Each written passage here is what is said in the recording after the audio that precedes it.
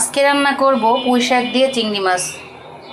তা আগের থেকেই আমি পুঁই শাকটা কেটে ধুয়ে পরিষ্কার করে নিয়েছি, সাথে দিয়েছি আলু। এখন সেদ্ধ করতে দিলাম, পরে আমি চিংড়ি মাছটা দিয়ে বাগার দিব।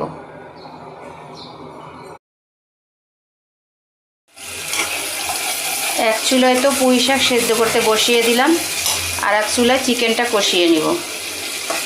মশলাটা কষানো হয়ে গিয়েছে, এখন চিকেনটা দিয়ে কষাবো।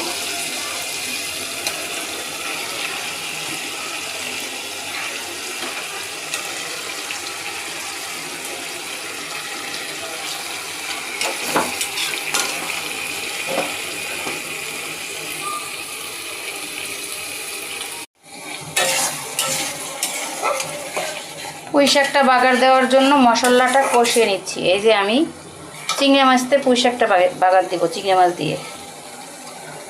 চিংড়ি মাছ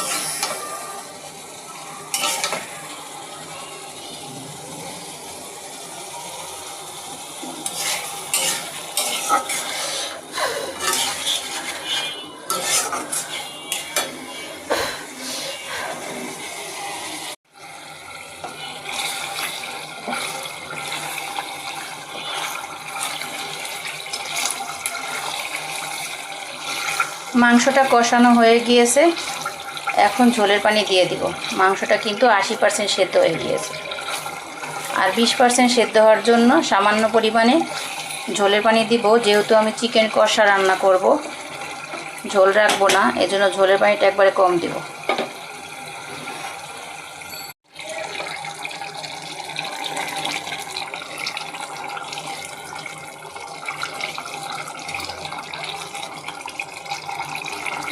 চিকেন বোনাটা হয়ে গিয়েছে, এখন নামিয়ে ফেলবো।